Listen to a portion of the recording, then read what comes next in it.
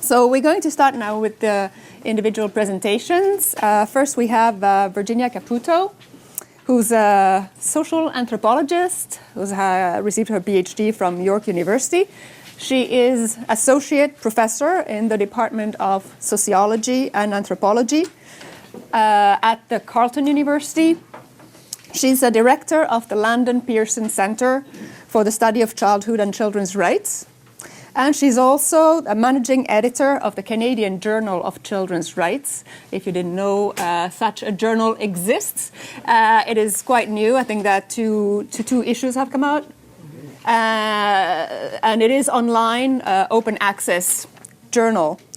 Her research interests include children's rights, childhood, girlhood, feminist theories and methodologies, and now that's it. Many other things as well, but this is it for now.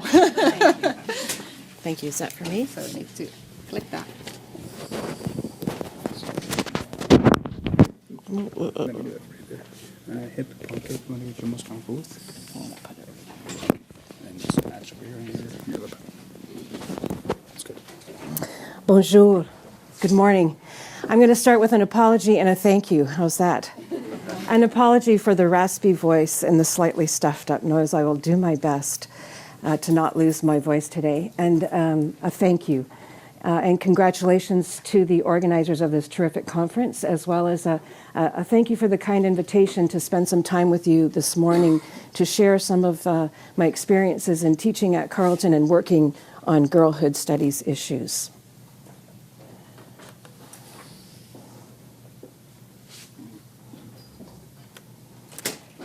So sad, isn't it?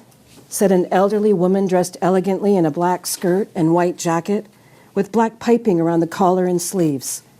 Her gray hair sat perfectly coiffed in a swirl at the back of her head. As I approached, she stood staring at the life-size photograph of the little girl standing next to an older man. The girl was about 12 years old, dark-haired and dark-eyed, wearing an intricately ornamented green dress, her head covered by a black scarf. I stood beside the woman as she gazed at the photograph. I noticed her eyes brimming with tears. This is so sad. She turned to me and continued, "Thankfully, nothing like this would happen in Canada." I bristled at the remark. This vignette is one of several that I collected from the Too Young to Wed photo exhibit installed at the Carleton University Art Gallery during late May and June of 2013. Too Young to Wed is a traveling exhibit of photographs of girls forced into marriage, featuring the work of photographer Stephanie Sinclair and videographer Jessica Dimmock. The images are of girls living in Afghanistan, Ethiopia, India, Nepal, and Yemen. Too Young to Wed is similar in some ways to another exhibit installed earlier this year at the Carleton Gallery called Walking with Our Sisters, which I experienced together with the 100 young women taking my girlhood studies class at Carleton this year. Like Too Young to Wed, Walking with Our Sisters focuses on the lives of girls and young women, but instead of photographs, it uses vamps, or the tops of moccasins, that have been intricately decorated but intentionally not sewn together to represent the unfinished lives of girls and young women who have gone missing or have been murdered. They are laid in the installation on a pathway on the ground, representing the girls' paths and journeys that were ended prematurely. Now, in view of questions regarding gender, rights, and education, and my experience with my own students examining both exhibits for what they can tell us about these issues, I can assuredly tell you that these exhibits are good to think with. For the purposes of our conference theme, they provide a timely opportunity to mull over how gender, rights, and education come together through artistic representation. While there's much to say about both exhibits and the questions they compel, I'll focus this presentation today on the Too Young to Wed exhibit, and I'll welcome conversations later on in the day about Walking with Our Sisters. Now, the Too Young to Wed exhibit arrived at Carleton after the university received a request from the Department of Foreign Affairs, Trade and Development to host it on our campus. My involvement came at the invitation of my university to assist in co-organizing a speakers panel in support of the exhibit. The impetus of this paper today stems from the sense of unease that I felt at both the invitation from Foreign Affairs as well as in attending the exhibit's opening reception. With its connections between forced child marriage, human rights, girls' global health and education, security, governance, and foreign policy agendas, among others, working with this photo exhibit provoked both intrigue as well as concern that in turn led to a number of tensions that will begin to unravel in this presentation. Namely, how to reconcile the contradiction in the aesthetic beauty of the photographs on one hand and their political potency on the other in girls' lives. How to understand the ways the power of the photos truthfully capture the suffering of young girls, while at the same time revealing only partial truths. And importantly, how the discourses of human rights and humanitarianism conflate with that of foreign policy, development, and education in ways that impact, I would argue, girls' abilities to lead lives as full members of society. Accordingly, what I'd like to do in the time that I have with you today is to consider some of the ways Too Young to Wed images girls and deploys childhood. And these three questions frame this presentation. First, what makes the suffering of young girls forced into marriage recognizable, visible, and worthy of attention? Second, which girls become important and worthy of this attention? Now, when we've had a relative absence and invisibility of children on the, and their rights on the political agenda in Canada for some time now, what does this heightened visibility of girls via the focus on the practice of early and forced marriage signal to those of us in education working to enable social change and to cultivate notions of citizenship, rights, and social justice? And finally, what's the significance of the images from the purview of education of a photo exhibit such as Too Young to Wed, with its global reach in real and virtual environments, including in this case in university environments, to meaningfully intervene in girls' lives? These questions assist us in understanding ways the exhibit brings together sufferers and observers, physically and emotionally distant, together to produce what has been called a humanitarian narrative, one that requires both supposedly helpless victims and those upon whose actions they rely to relieve their suffering. Suffering, then, in this exhibit becomes a kind of currency that enables a collusion of humanitarian, human rights, girlhood, health, security, and international trade discourses, among others. Moreover, throughout this process, girls and girlhoods appear while others disappear on a landscape that carries viewers back and forth over the conceptual edges of girlhood, childhood, and marriage in ways that I would argue further implicate girls in contexts of greater uncertainty and insecurity. But before I go on, let me tell you a little bit about the Too Young to Wed exhibit. This is a traveling photo exhibit, the result of a partnership between the UNFPA, the United Nations Population Fund, and New York 7's photo agency, with the intent to, quote, raise awareness of child marriage and ultimately halt the practice altogether, end quote. The exhibit debuted in New York at the New York United Nations Visitors Gallery on October 11th, 2012, the United Nations' first International Day of the Girl. Carleton was the first stop on the exhibit's worldwide tour. After leaving Carleton, it moved on to Washington, D.C., then to Montreal, Copenhagen, Morocco, and The Hague in 2013. In early 2014, the photographs traveled to Tangiers, Oslo, and was installed at the UN's Palais des Nations in Geneva in time for the 25th session of the Human Rights Council. After Geneva, it went on to Stockholm, Helsinki, Lisbon, Madrid, Vienna, and in 2015, on to Khartoum, Sudan, and Dhaka, Bangladesh, before returning to New York. Apart from this wide viewership, a number of high-level UN panel discussions on ending child marriage have been held since 2013, including at the exhibit's opening in New York.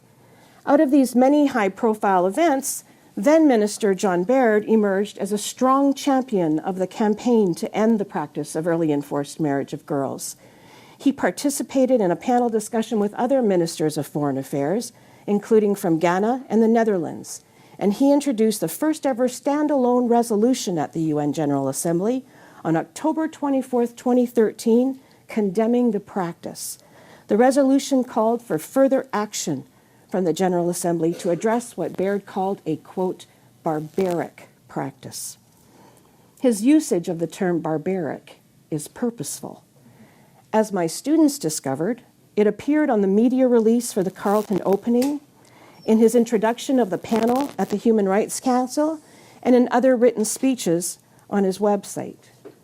The term is significant, for it captures a constellation of meanings, from practices that are cruel, fierce, and brutal, to notions of primitiveness, backwardness, and uncivilized ignorance.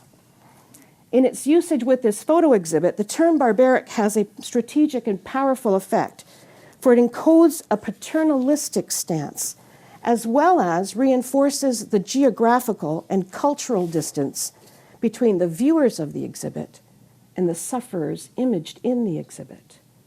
The practice appears to occur over there and not in Canada or in the US or other civilized places of the West. Although Baird had acknowledged that in 2013, quote, there were 100 documented cases in Ontario in the past 12 months where young girls have left Canada and have been forced to marry, end quote. Although this fact disappeared throughout most of the coverage of the exhibit and his discussions. Now, neither are any of the girls in the images themselves in the Too Young to Wed exhibit located in Canada or the US. This displacement creates the comfort of distance, I would argue, for the viewers of the images. Indeed, in framing this practice using a primitivist discourse situated firmly in Eurocentric ideas of childhood, early enforced marriage appears as a problem of others, rather than representing what the practice is. A complex one with key drivers, including poverty, gender inequality, and the abrogation of human rights that does occur in places like Canada. In strategically deploying the term barbaric, early enforced marriage becomes culturally localized and individualized. While the rhetoric acknowledges that girls are involved in this practice for many reasons, from families who cannot afford to provide for them and feel that they have no choice, to families who believe they are protecting their daughters' futures, to families where girls are less valued than sons and hence given away, perhaps to settle a debt or a conflict. In this cultural political landscape, girls ultimately appear as the problem, and education appears to deliver a magic bullet solution. Thus, we hear simplistic, individualized solutions to address complex problems. If only girls could stay in school. If only they could understand to choose education and delay marriage. If only they could learn about reproductive health. And if only they could learn life skills.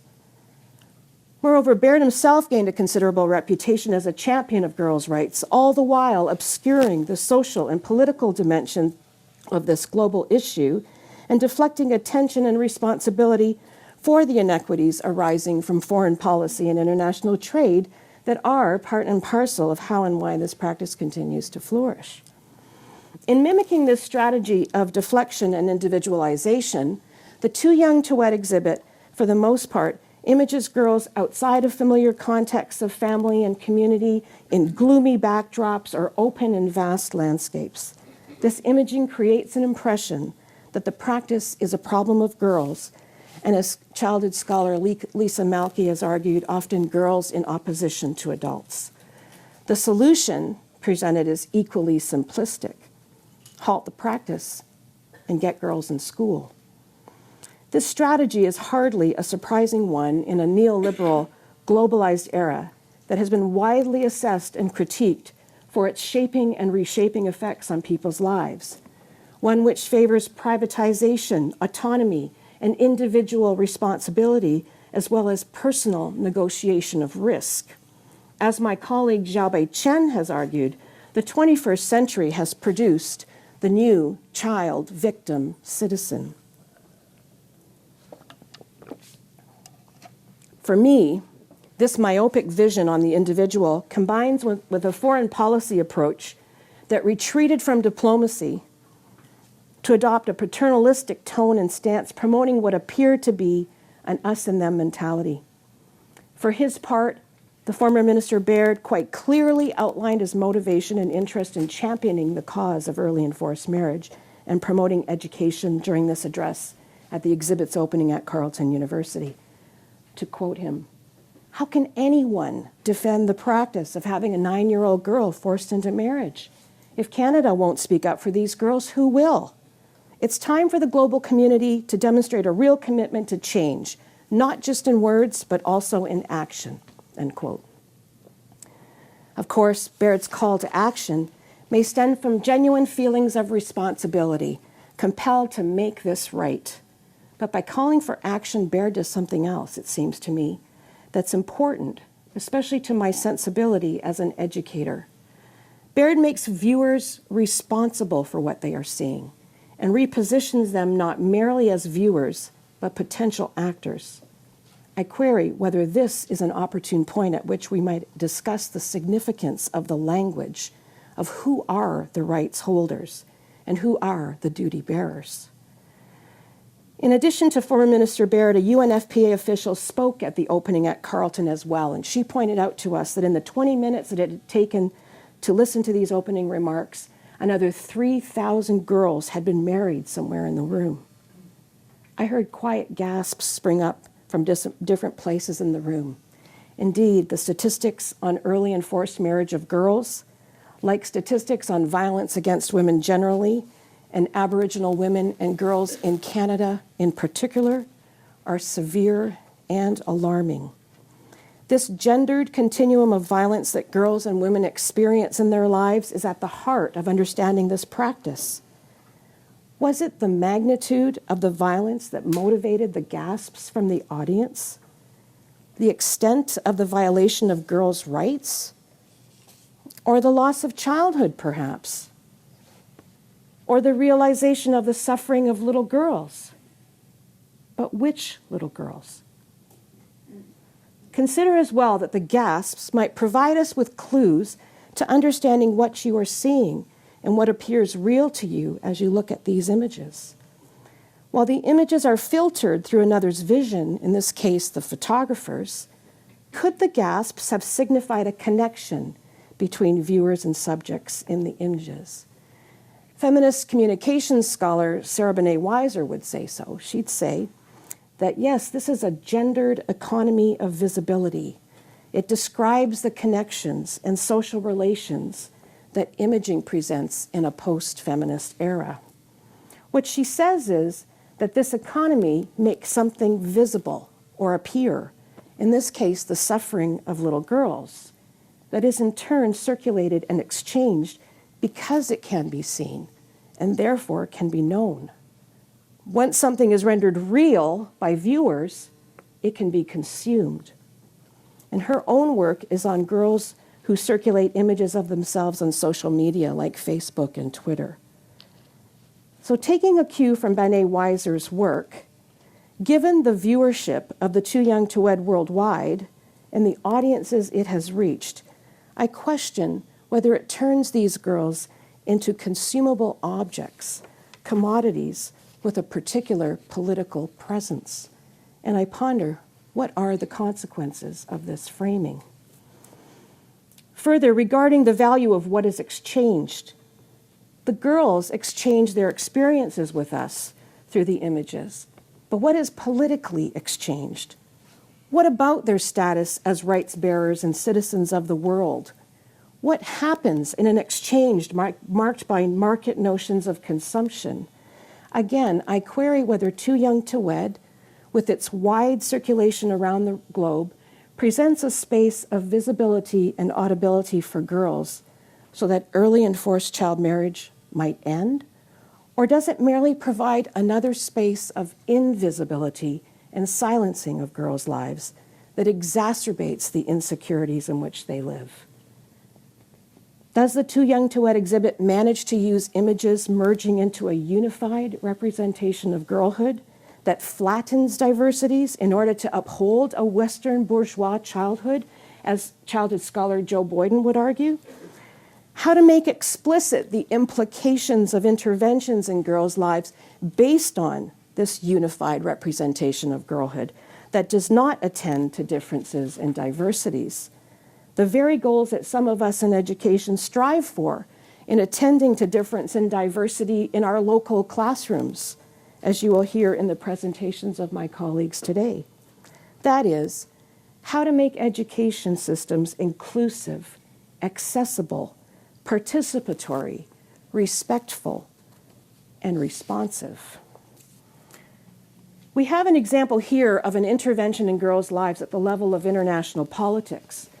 But when we hear discussions of early and forced marriage framed by unifying notions of poor victims and barbaric practices, we are hearing appeals to emotions that scholars like Claudia Eredau argue create a solidarity by linking suffering and pity with praxis.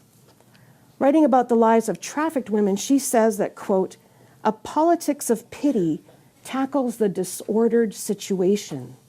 These emotions drive political interventions and strategies of governance," end quote. For girls, I think this is a particularly salient point.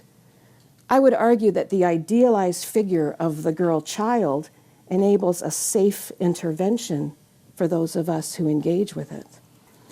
As Eredau says, working with trafficked women, quote, "If human rights have become the rights of those who are too weak or oppressed to actualize them, they are not their rights. They are deprived of political agency. The only rights are our rights to practice pity and humanitarian interventions," end quote. In Too Young to Wed, it appears that some of girls' political agency may be pushed aside as they are imaged as powerless and silent victims. Whose interests then are being served here? The problem is not that governments have a stake in reducing violence in girls' lives or promoting the importance of education and human rights.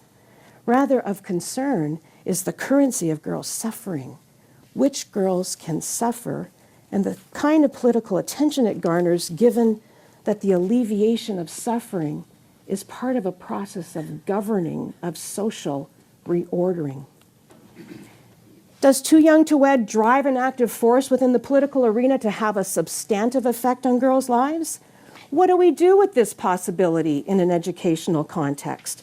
Again, my concern is not to halt photo exhibits such as this one, but to challenge the power structures that situate it, and along with my students to ask, can the exhibit ensure visibility and value girls as human beings, as rights holders, as citizens of the world, and view girls' lives fully and with dignity, and not as becoming beings who may at some later time in their lives embody agency and credibility and authority? The Too Young to Wed exhibit, for me, circulates a specific set of meanings about girls' lives through an economy of visibility that both facilitates but also impedes ending the goal of child marriage. It impedes by engaging audiences, some of whom are my own students, in a politics that may not translate into an active force within the political arena. The question for me as an educator is how to make the emotional responses of viewers of distant suffering, how does that work into active engagement in social change that actualizes this word that we toss around called empowerment? How to ask questions that reveal the entanglements of rights holders and duty bearers so that every single young woman in my girlhood studies class deeply and meaningfully understands the notion that their rights are indivisible, interdependent, as well as entangled with the rights of the girls in the photographs. I will close by returning to one of the questions that I started with, and then I'm going to leave you with another two. What makes the suffering of young girls forced into marriage recognizable, visible, and worthy of our attention? How do we reframe the silences embedded in this visibility to fully account for the interdependence of our human rights? And finally, in this example, what can exploring girls' rights in the service of education tell us about moving from the personal to the political to the transformative? Part of the answer for me lies in looking very closely and critically at how visibility and invisibility, how voice and silence, how rights and injustice, how these are all intertwined with geopolitical, intellectual, emotional, and economic and educational power structures. These are the entanglements that keep inequalities intact and implicate girls in contexts of greater uncertainties and insecurities that as educators, as teachers, as artists, we might continue to unravel together with our students so that they in turn may invest in robust and critical forms of agency in making visible, audible, and impactful contributions of their own. Thank you very much for your attention.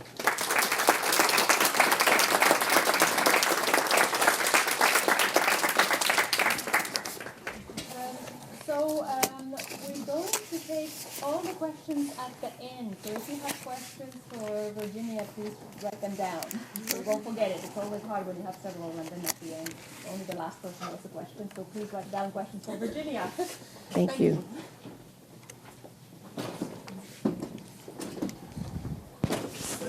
I'm going to take your mic. Do I use the mic? Yes. You don't have... Oh, mais pour la conférencière, on fait moi? Non. Bon. Okay. Yeah, just, let's walk over and just... Okay. You don't have to, Mike. No, it will be easier. Merci beaucoup pour cette première conférence. Prenez note de vos questions. Comme le disait Mona, c'est important. À la fin, on aura une période de questions. Il me fait plaisir maintenant d'accueillir Angela Aucoin. Depuis l'embauche de la professeure Angela Aucoin à la Faculté des sciences de l'éducation à l'Université de Moncton en 2003, cette dernière consacre l'ensemble de ses activités de recherche et d'enseignement à préparer les enseignants et les enseignantes à la philosophie et aux pratiques reliées à la diversité et l'inclusion. In 2012, she published with Gordon Porter the latest provincial report on the state of inclusion in the School of New Brunswick. En 2013, elle participa aussi à l'élaboration d'une politique provinciale sur le même thème, une première internationale, en fait, qui vise à établir les conditions qui permettent aux écoles publiques du Nouveau-Brunswick d'être toujours de plus en plus inclusives. Et cette politique fut primée en 2015 par l'organisme international Zero Project et reconnue par l'organisme des Nations Unies en 2016. Présentement, elle est membre régulière du Canadian Research Centre on Inclusive Education et elle fait partie aussi du laboratoire international sur l'inclusion scolaire.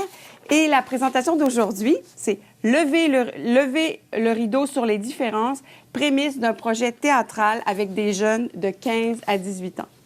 Merci, Angela. Merci, Nathalie. Ah. Je pars. Je peux le tienne. No, it's going to be funny. This is going to be... I can hold it. Sure, you don't have... Yes, your pocket wheel. There? Yeah. Okay.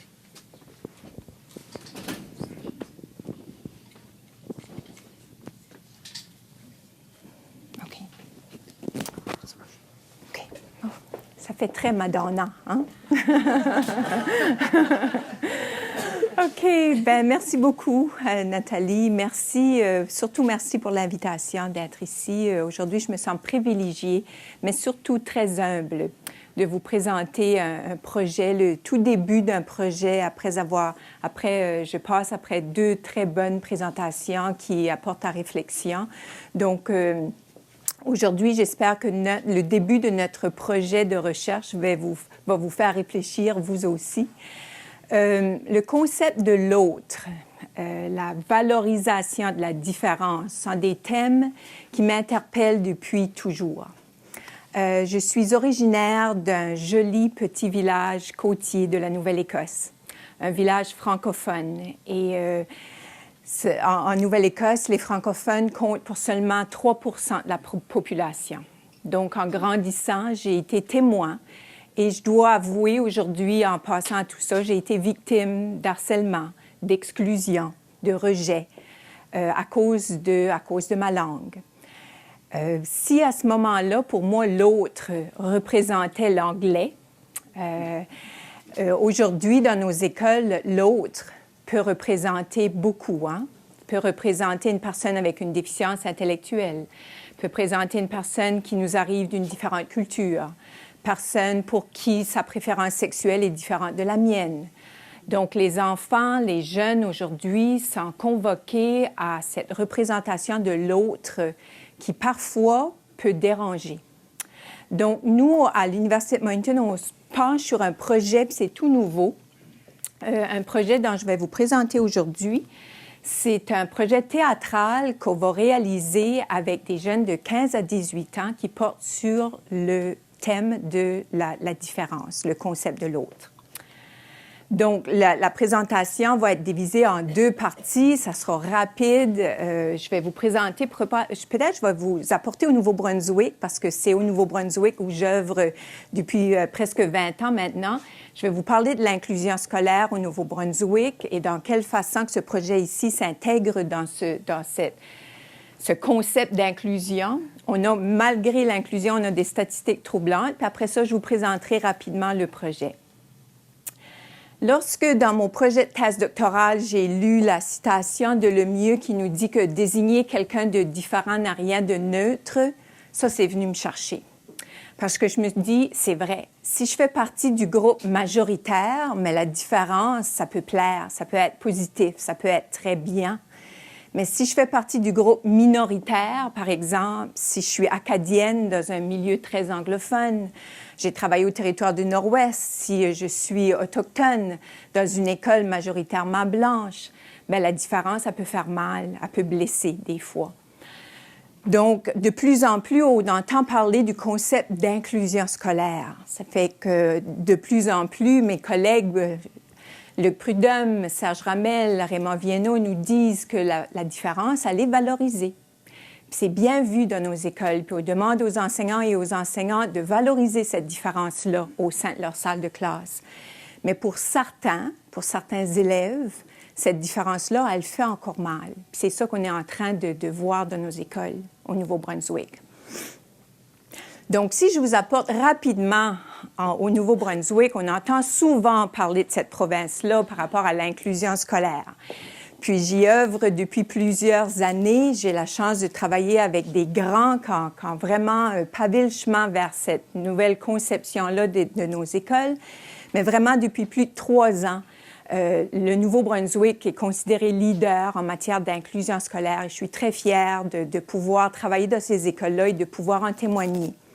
Ça a commencé en 1983, lorsqu'on a fusionné les 2 différents systèmes scolaires. On avait le système scolaire ordinaire avec le système scolaire des écoles pour les élèves avec déficience intellectuelle ou troubles d'apprentissage. On a dit non, on va avoir une loi scolaire, on va fusionner les 2 systèmes ensemble. Donc, ça voulait dire aussi fermeture d'écoles spécialisées au Nouveau-Brunswick. La loi sur l'éducation en 1985, je pense que c'est ça qui nous a projetés sur la carte mondiale, là, mais on disait qu'en 1985, le placement des élèves, on utilisait à ce moment-là le terme exceptionnel. Je sais que ça vient des États-Unis, là, mais le placement des élèves exceptionnels devait se faire en salle de classe ordinaire depuis 1985. On devait répondre aux besoins de tous les élèves. En 2012, et il y a eu d'autres choses aussi qui se sont passées, là, Mais en 2012, le gouvernement en place a décidé d'investir de façon très, très importante. On a eu passé 60 millions de dollars pour mettre en œuvre l'inclusion scolaire dans nos écoles, qui a voulu dire de la formation, du matériel. On avait, pour moi, là, parce que je travaille sur le projet avec mon collègue Gordon Porter, moi, je me disais, on a carte blanche, on va voir qu'est-ce que ça va faire. OK? Ça a été très surprenant. On a, avec ces investissements-là, pu créer les politiques 322 qui parlent d'inclusion scolaire. C'est cette politique-là dont Mme Bélanger faisait référence tantôt. Et une autre politique en 322 et 703, milieu propice à l'apprentissage. Donc, 2 politiques qui, je vais l'avouer, font un peu peur aux enseignants et aux enseignantes. Les parents sont au courant de ces politiques-là. Tout le monde y travaille pour que ça fonctionne. Donc, ça, c'est tout nouveau là, dans nos écoles. Malgré ceci, OK, malgré le fait qu'on parle d'inclusion scolaire puis qu'on voudrait que tout le monde soit bien accueilli dans nos salles de classe, en 2014, les rapports, 2 grands rapports qui ont sorti qui nous disent que jusqu'à 58% des jeunes rapportent avoir subi de l'intimidation à l'école. Puis lorsqu'on interviewe les Autochtones, ce chiffre monte jusqu'à 62%. Des jeunes homosexuels et transsexuels sont victimes d'une discrimination criante. C'est alarmant ce qu'ils vivent dans nos écoles, c'est très difficile pour eux. Puis le Conseil de la santé, dans la même année, nous dit que dans une région spécifique rurale du sud du Nouveau-Brunswick, 68% des élèves de la 6e à la 12e année affirment avoir été intimidés dans leur communauté. OK? Et c'est justement dans cette région-là avec qui on va travailler avec les directions d'école de cette région-là. L'intimidation, c'est un problème qui est lié aux droits de l'enfant. Si on regarde la Convention relative aux droits de l'enfant, on dit que l'école, ça doit être un endroit où on va permettre à l'élève de s'épanouir sans avoir peur de se faire discriminer par rapport à toutes ces différences qu'il peut avoir. Au Nouveau-Brunswick, la loi sur les droits de la personne interdit aux élèves de faire du harcèlement. Donc, malgré toutes ces choses-là qu'on a en place, on en trouve encore de l'intimidation dans nos salles de classe. Donc, on a eu la visite d'un directeur d'école qui est venu nous voir à l'Université de Moncton, puis s'est assis à mon bureau, puis il a dit « Moi, j'ai besoin d'aide. » Puis, vous parlez toujours d'inclusion scolaire, puis vous dites que vous avez des bonnes idées, donc est-ce que vous pouvez m'aider? Il y a beaucoup d'intimidation présente dans mon école, une école secondaire. Est-ce que vous pouvez m'aider? Puis le fait qui était intéressant aussi, c'est qu'il dit, non seulement il y a beaucoup d'élèves qui se sentent intimidés, il y a aussi des enseignants qui se sentent intimidés. Des enseignants qui auraient le goût de faire un coming out parce qu'ils sont homosexuels et qui n'osent pas faire leur coming out, pas à cause des enseignants, mais à cause de certains élèves. Intéressant, n'est-ce pas? Ça, on va voir comment est-ce que ça va se passer. Donc, les membres d'une direction d'école se posent les questions suivantes. Comment expliquer que le problème d'intimidation persiste malgré les programmes de prévention? Ils ont des journées chandail roses, ils ont des affiches sur les murs, ils ont des personnes qui vont venir leur parler pour essayer de voir si quelqu'un s'est fait intimider lorsqu'ils étaient jeunes, qu'est-ce que ça peut donner. Malgré ça, ça continue. Puis comment expliquer un taux encore élevé d'intimidation dans une province si inclusive? OK? Donc, étant une jeune fille de Chétican de la Nouvelle-Écosse, le théâtre est très important dans notre communauté. On aime de recevoir des touristes pendant l'été, puis on les garde dans notre région en jouant des pièces de théâtre. Donc, il y a une pièce de théâtre qui s'appelle « Vers la démocratie ». Et non, il n'y a pas une faute dans le mot « vers », c'est vraiment « V-E-R-T », OK? Parce qu'il y a un metteur en scène, M. Paul Galland, qui a écrit une pièce de théâtre pour, justement, les jeunes à l'école. Puis, dans la pièce, tout le monde porte des souliers rouges, OK? À un moment donné, il y a quelqu'un qui décide de porter une paire de souliers verts. Puis là, ça fait vraiment une grosse chose dans la communauté. Il y a différentes scénettes, puis même à un moment donné, le prêtre monte en chair, puis il est vraiment contre le fait qu'il y a quelqu'un qui ose porter des souliers verts dans la communauté. Il y a les parents qui ne veulent pas que leur fille sorte avec un garçon qui porte des souliers verts. C'est toute une affaire, c'est vraiment axé pour des jeunes du secondaire. La pièce ça peut compter de 8 à 12 élèves. Puis, on joue ça. La pièce a joué partout en Nouvelle-Écosse. Elle a même été montée en France. Puis, le but, c'est d'arrêter la pièce de théâtre à un moment donné lorsque la personne qui porte les souliers verts se fait pousser ou se fait cracher dessus ou se fait intimider. Puis, on s'en va dans l'auditoire pour te voir comment tu te sens, toi, maintenant que ce jeune-là est par terre. Qu'est-ce qu'on devrait faire? Donc là, moi, je trouve ça très intéressant. J'ai partagé l'idée avec le directeur d'école qui a vraiment embarqué dans le projet. Plusieurs écoles secondaires veulent voir la pièce de théâtre. Ça fait, dans le fond, je me suis dit, est-ce que ça fait du sens de faire une recherche comme ça? Je suis toute nouvelle chercheure. J'ai seulement fini mon doctorat il y a quelques années.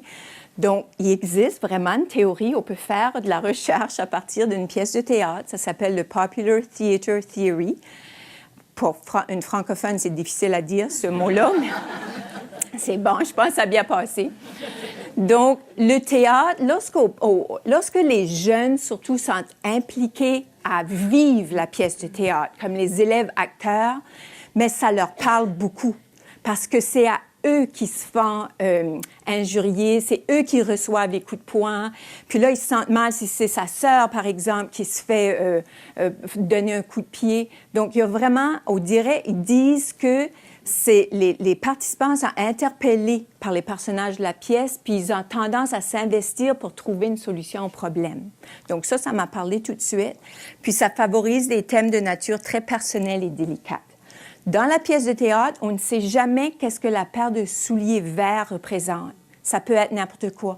Ça peut être une déficience intellectuelle, ça peut être quelqu'un qui arrive d'un autre pays, on ne sait pas. On aime ça aussi. Puis avec la direction d'école, on a décidé, qu'est-ce qu'on voudrait faire, c'est de décrire l'expérience des jeunes. Nous, comme chercheurs, on va décrire l'expérience des jeunes qui vont participer dans la pièce de théâtre. Donc, les élèves acteurs seront invités à communiquer au début, pendant et à la fin leur représentation de la diversité.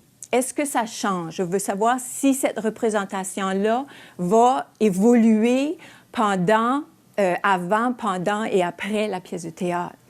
Donc, vous voyez, on est vraiment au tout début, là. On a fait ça pour... tout de suite, on pense qu'on va poser des questions ouvertes. On va leur demander aussi d'exprimer le concept de la différence en utilisant une forme d'art. On va les revoir de nouveau pendant la pièce, des entrevues individuelles ou de groupe, puis aussi après la pièce. On a reçu une belle nouvelle. Il y a une de nos étudiantes qui vient de recevoir une bourse du CRSH pour faire sa thèse de maîtrise sur ce projet-là. Puis elle s'intéresse beaucoup, non seulement aux élèves acteurs, mais aux élèves de l'auditoire. Donc ça, c'est elle voudrait savoir, est-ce qu'il y a un impact sur ces élèves-là? Il y a une professeure de notre faculté, elle s'intéresse aux enseignants et aux enseignantes qui vont vivre le processus. Est-ce que leur représentation va changer? Donc, je trouve que c'est intéressant. Ça implique aussi l'école, ça implique la communauté parce qu'on a besoin de quelqu'un pour nous aider à monter la pièce de théâtre. Donc, M. Paul Galland va monter de Chétican, va venir au Nouveau-Brunswick pour juste en parler un peu. Mais on a quelqu'un qui est très bien connu, M. Daniel Castonguay, qui a travaillé au Pays de la Sagouine. Si vous vous êtes jamais rendu au Nouveau-Brunswick, vous connaissez le Pays de la Sagouine. Il a fait beaucoup de pièces de théâtre. Lui va travailler bénévolement avec les jeunes à monter cette pièce-là. Donc, c'est vraiment un projet école communautaire, scolaire communautaire et universitaire. Puis on a hâte de commencer. Là, nos prochaines rencontres sont dans quelques semaines. Puis ça serait pour l'année 2016-2017 à l'école.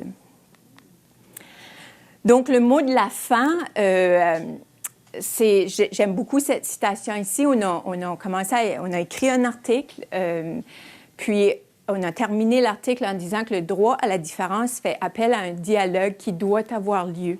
Un peu comme la présentation juste avant la mienne, qui disait, mais il faut commencer à parler, puis il faut commencer à agir, puis il faut arrêter. On sait que ça se passe, mais qu'est-ce qu'on fait pour passer à l'action? Mais j'espère que ça soit un premier pas qui va nous permettre de passer à l'action. Parce que les jeunes qui souffrent en silence, ça ne devrait pas avoir lieu, jamais. Le projet lance une invitation à la conscientisation qui, on espère, contribuera à un changement de paradigme sociétal qui va nous permettre de valoriser les différences humaines. J'espère qu'on aura la chance de parler de dénormalisation de plus en plus, ce paradigme qui m'intéresse beaucoup, au lieu de voir des gens comme faisant partie de normes. Mais pour moi, la seule norme qui existe, c'est que tout le monde est différent. Puis il n'y a pas quelqu'un de normal ou de quelqu'un qui n'est pas normal. La norme, c'est que tout le monde est différent, puis on en fait partie de cette norme-là. Puis une fois qu'on présente ce concept-là à des jeunes du secondaire, finalement, ils sont contents d'afficher leurs différences parce que ça fait partie de la norme. Donc, j'espère que ce sera un dialogue qu'on pourra avoir peut-être avec vous dans quelques années pour voir les résultats de cette étude-là. Mais c'est un tout début, puis je me sens privilégiée aujourd'hui d'avoir pu vous le partager. Merci. Je ne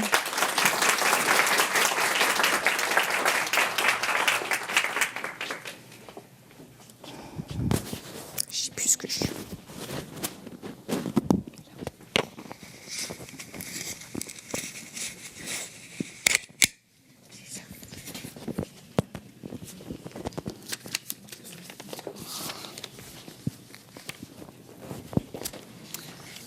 Merci beaucoup, Angela. On va continuer avec un sujet qui s'enchaîne bien en parlant de l'inclusion. Vincent Kazmierski is an associate professor at the Department of Law and Legal Studies at Carleton University. He has several degrees from several universities. He has practiced as a lawyer for several years before joining academia. And actually, in addition to inclusion of children with disabilities in school, he specializes in constitutional law, and he's interested specifically in education pedagogy at the university level. He's done a lot of research and practice in teaching and different teaching methods. And so now he'll be talking about more perhaps a legal approach to the issue of inclusion.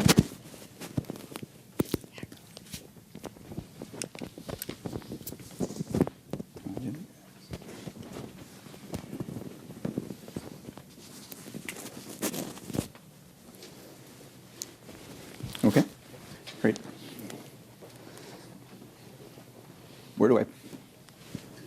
There we go. Thank you so much, Mona, for inviting me today, and it's a real privilege to be here. The Dean of the Faculty of Education quoted Kierkegaard as an inspiration. When I speak to interdisciplinary audiences, I too rely on great philosophers. My own are perhaps a bit more popular, Donnie and Marie Osmond.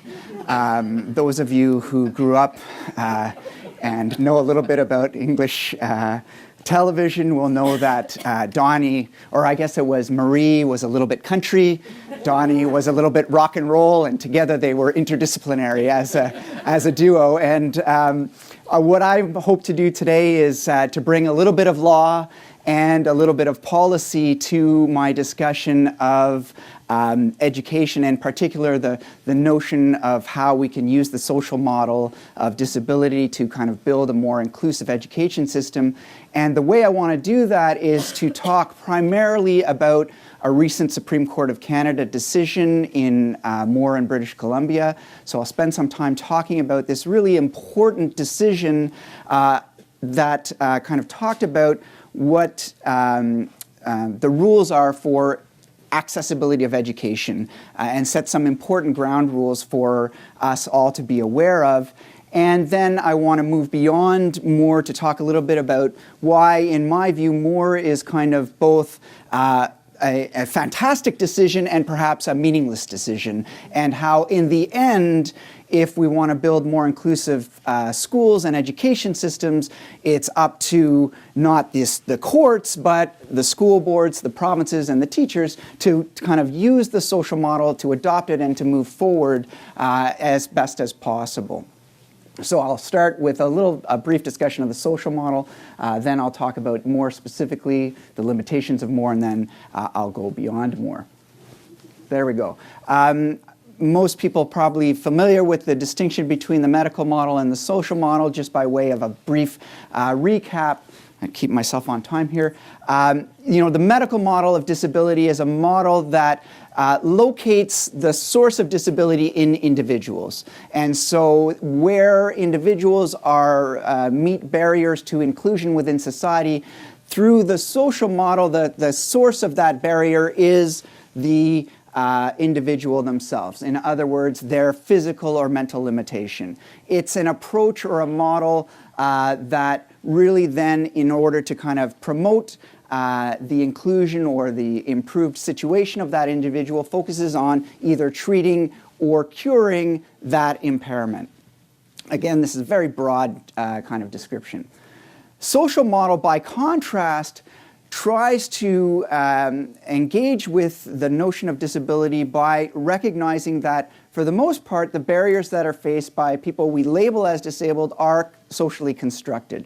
That we need to recognize that there's a difference between the impairment that an individual may face and their functional limitation, and finally the disabling impact that they must deal with. So that if you take a very basic example, someone who has suffered a back injury and can no longer walk and therefore needs a wheelchair, if they come to a building and they can't access the building because the only way into the building is with stairs, the disability for that person is not because they have a back injury, it's not because they require a wheelchair for their mobility, it's because we've constructed a building with stairs as the access way, right? So that in order to address that disability, we don't have to focus on fixing the back or worrying about the wheelchair. We need to start building buildings that don't have so many stairs. Right? That's a very general kind of way of describing it.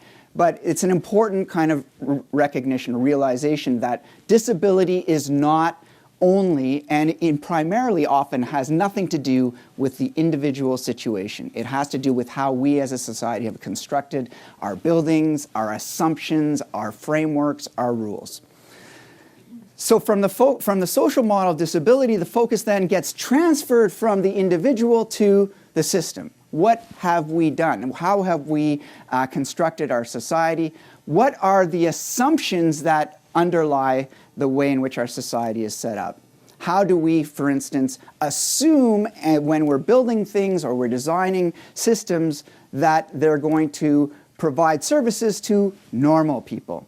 So if we take the person in the wheelchair once again, within our university setting, we often have schedules that are set up with 10 minutes between classes. That's based on an assumption that a normal person walking between classes is reasonable. Within 10 minutes they can get between classes. With all of the ramps and all of the elevators in any university setting already in place, it still may not be reasonable for a person traveling in a wheelchair to get from one end of campus to another in 10 minutes. Because they have to navigate more difficultly. They have to go around buildings, or they have to wait for elevators. And so our assumption that it's okay to schedule classes only 10 minutes apart is based on an assumption of how normal people, quote unquote, right, somebody without a mobility impairment, is going to move between those classes. So the challenge then, the challenge posed by the social model is for us to start rethinking how we have structured our society and our systems.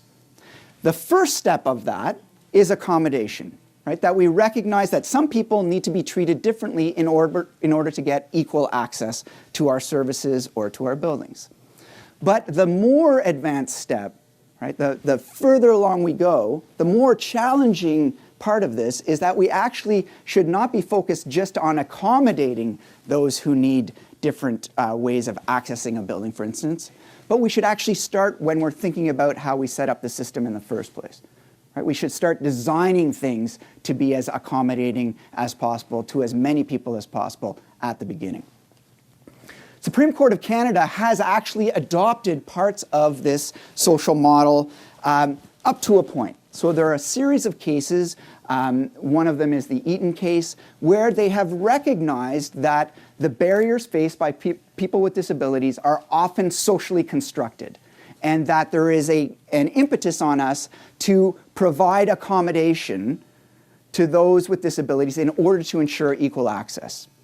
I say it has partially adopted the social model because to this point, the Supreme Court of Canada has not been willing to engage in kind of systemic critiques. So it has not yet kind of taken up the systemic aspect of the social model to recognize that we have to start thinking about how our systems are designed at their core. Right? They're still focused on, as we see here, the notion that we can where does it say it? Fine-tune society. Right? The social model would argue we have to move beyond fine-tuning. We have to start thinking about redesigning or designing differently. So, the Moore case. Moore case is a 2012 decision of the Supreme Court of Canada. It's very basic.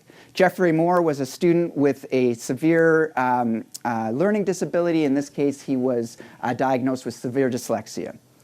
The experts in his school district told his parents, the only way we can accommodate Jeffrey is to place him in a diagnostic center which offered particular services to help accommodate his learning disability. The problem was the school board had shut down the diagnostic center in order to deal with budgetary cuts. So, in light of that, the experts also told Jeffrey's parents, the only place you can get the necessary accommodation is in a private school. His parents took their advice, they enrolled him in a private school, but then they sued the school district and the province of British Columbia for failing to provide Jeffrey the accommodation he needed to access the service of education that is generally available to other students. So they used the Human Rights Code in British Columbia. Everybody with me so far? Sorry, there's a lot here.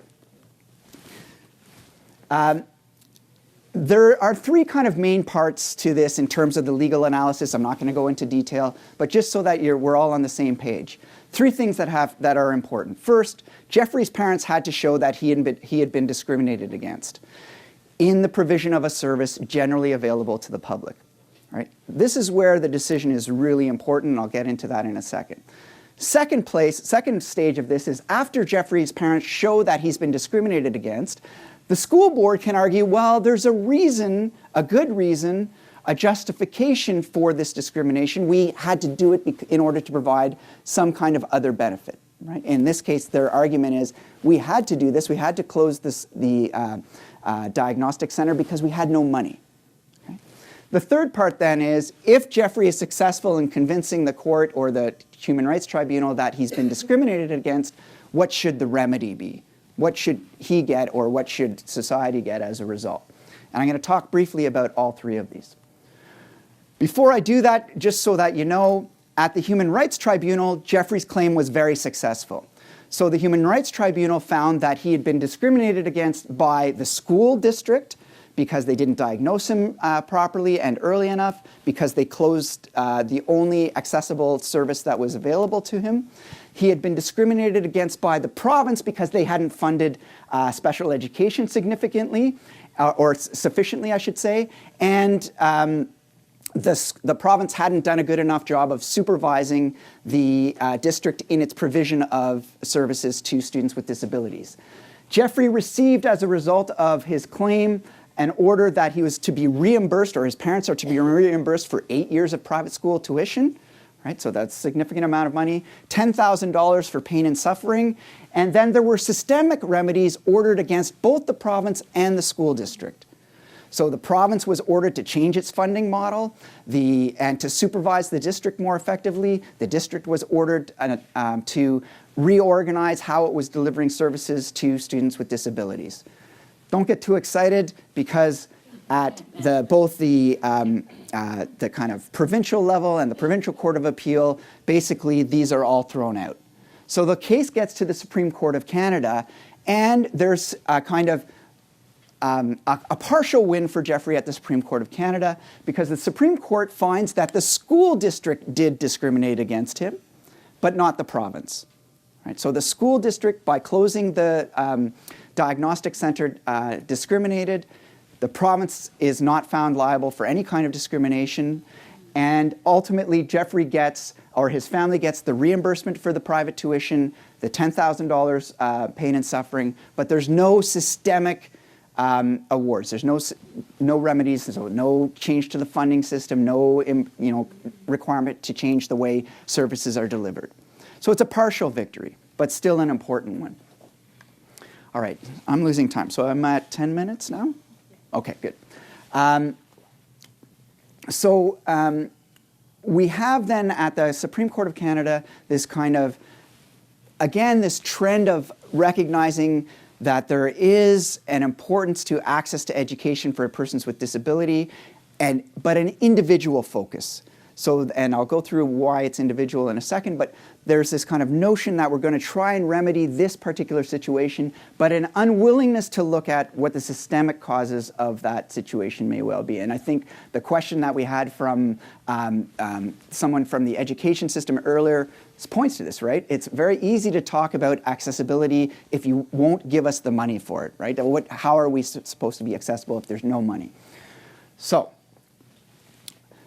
the three things that I want to talk about: the finding of discrimination, then why the justification was rejected, and finally the remedy situation. Finding of discrimination. This is a very, very important part of this decision, perhaps the most important part. Because what had been happening in equality jurisprudence is there had been a split in the way the court had kind of dealt with claims for access to services and access for disabled people. And the decision in Moore kind of put a halt to that split in cases around education. What the school board had successfully argued at the provincial level in this case was that what Jeffrey was asking for was access to special education. And because the school board had completely eliminated the special education program, Jeffrey wasn't discriminated against based on other in comparison to other disabled students, because nobody had access to this service. There's no discrimination if you eliminate it for everybody. Right? So the kind of avenue of argumentation there was, if you're asking for access to special education and we eliminate the entire type of program, it's not discrimination. In Moore, Justice Abella, writing for the Supreme Court, the entire court said, no. What Jeffrey is asking for is access to general education. Right? And by eliminating the special education service, you have eliminated his access ramp to that general education. This is a very, very important finding, right? Because it now means that it's going to be very difficult for school boards or provinces to say, nobody gets access to this type of service, therefore there's no discrimination. Right? This is a recognition of the importance of access to general education for students with disability. The most important part of the case. So, and it gets defined by the court through looking at legislation and policy documents. What is the purpose of education in BC? They look at the legislation, they look at policy documents to recognize in BC the purpose of education is to provide everyone with access to the same thing. And specifically, this purpose of special education shares the basic purpose of all education. So this becomes how the court kind of defines the purpose of education in BC. So Jeffrey is denied meaningful access because they've eliminated the one program that is available to him to give him access like everybody else. So then it comes to the school board and the province trying to justify why they were denying this access. And the argument was, by the district, by the school board, we didn't have a budget for it, right? The province shrank our budget, we had to make changes.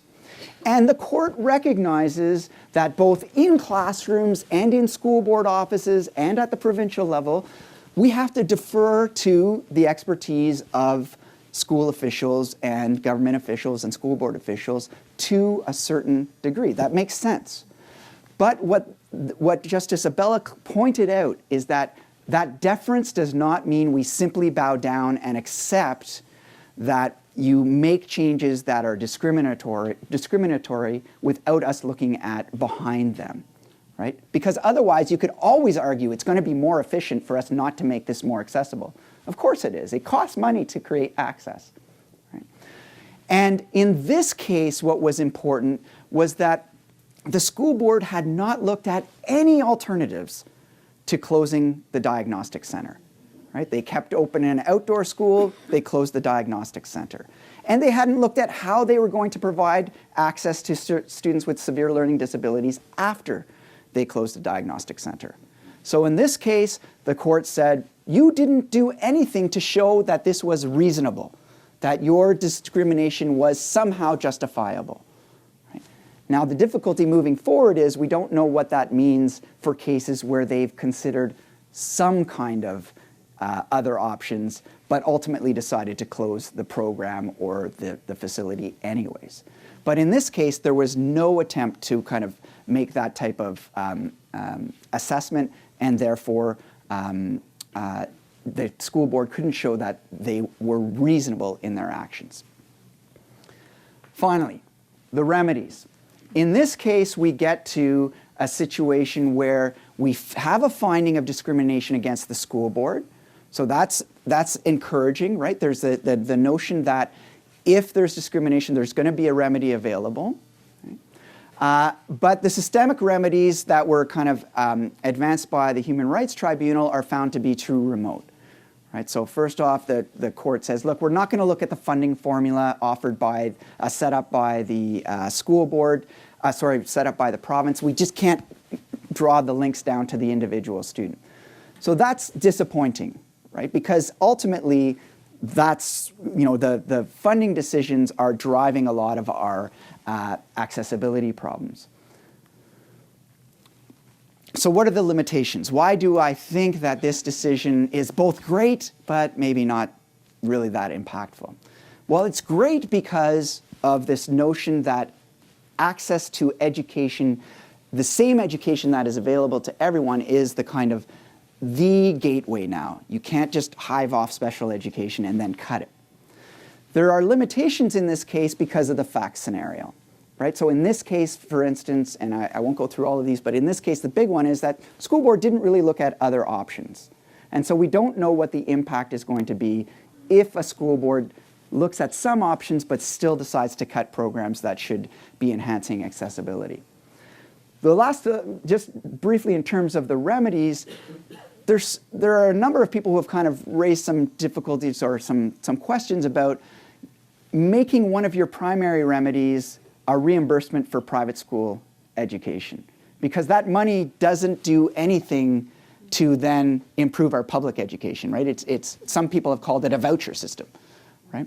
And so there's a concern with whether the proper remedy is to just reimburse people for taking their kids out of the public system. What does that do then to help us improve the public system? My argument is that we cannot provide proper remedies unless we increase the scope of our thinking. So, a couple of things for us to think about, and I'd be really happy to talk about these in the question period. If we're going to think about the scope of these issues that are facing us in education today, and we start with the court's decision in more as a springboard, the court's kind of adoption over time of elements of the social model, but we see those as a challenge to us as educators, as civil service officials, as government officials, as a challenge to start thinking more broadly and more systemically, right? What do we do in terms of, I'll leave preferences of parents for now. What do we do in terms of teacher training or teachers' education? Right? Because in classrooms, most often what you hear in terms of building inclusive classrooms, the challenge faced by many like frontline teachers, they're not prepared for the number of different challenges that they're facing with their students. They just don't have the background. What are we doing to address that in our teacher education? In Ontario, we have just expanded teachers' education to 2 years. We have a full year of possible education in which to address that deficiency. What are we doing in terms of the way we think about that extra year of education to try and address this as a problem, as a barrier? French immersion and the structure of education programs. French immersion programs are incredibly useful. They're incredibly important. I have 2 kids in French immersion. They are also very exclusive. Right? The number of students with disabilities, and particularly learning disabilities and intellectual disabilities in French immersion programs is minute. Why? Right? Why is that way? How are we understanding French immersion programs, right? And how is that reinforcing an exclusionary tendency? Structure of education programs. The Ottawa Carleton District School Board is going through a process at re-looking at the way in which its programs are structured. The questions that have been asked as part of official documents in those that program review have included, should we include another IB school? Right? Where should it be located? What do we do with Canterbury Arts School? Right? How should French immersion be dealt with in our schools? And how should we deal with advanced placement? There isn't a single policy document that was included in that review about how do we build more inclusive education environments in our community schools. Now that dialogue is happening in other places, but in this very formal process of reconsidering how we're going to structure the OCDSC in Ottawa, it seems to have been kind of left to the side. Right? So what does the social model challenge us to do? It challenges us to look at these kinds of questions. How do we educate our teachers? How are we looking at programs like French immersion and the restructuring of existing systems to build in at the front end the notion that we're going to try and make our programs and our schools as accessible as possible, as inclusive as possible when we are starting, as opposed to when students come to us with problems. Right? I'd be happy to talk about the rest of this during the education or during the question period. I'm sorry, I probably ran over time, and thank you very much.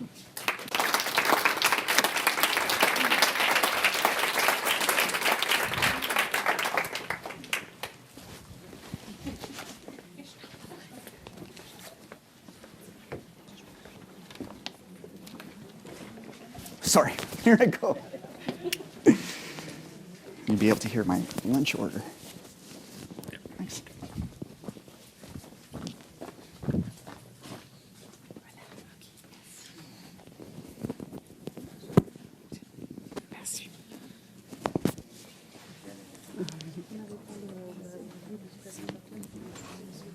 Oh, c'est très intéressant, hein? Ouh là là, toutes sortes de bonnes idées, vraiment stimulant. Maintenant, il me fait plaisir d'accueillir Cornelia Schneider, qui est professeure à l'Université Mount St. Vincent à Halifax, évidemment. Et ce qui est intéressant avec Cornelia, c'est qu'elle s'intéresse aux acteurs de près qui travaillent en éducation, et notamment aux enfants, aux perspectives des enfants, des acteurs qu'elle reconnaît à part entière, hein, à partir de perspectives sociologiques, hein, sociologie de l'éducation, études sur l'enfance, disability studies. Donc, ce sont les champs d'intérêt de Cornelia. Originally from Germany, she completed her PhD thesis at the Université of Paris 5, studying peer relationship of children with and without disabilities in inclusive setting. Professor Schneider often uses comparative education in order to examine issues around educational and inclusive policies, strategies, and practices. Elle a fait aussi dernièrement, je pense, et puis elle va peut-être nous en parler davantage, ou en tout cas, j'espère avoir la chance d'en parler avec elle, mais elle a fait un projet au Honduras aussi, où elle s'est entretenue avec des enseignants pour savoir quelles sont leurs représentations de l'inclusion. Et à partir de là, elle a fait des ateliers avec les enseignants aussi pour un peu leur redonner finalement les conclusions de ces recherches. Alors, merci beaucoup, Cornelia. Et tu vas nous parler aujourd'hui avec un titre « Reconnaître et respecter les droits des enfants en situation de handicap dans la classe? Merci. Ah, le micro. Oui, voilà. À chaque fois, on oublie. Tiens, voici. Voilà. Merci.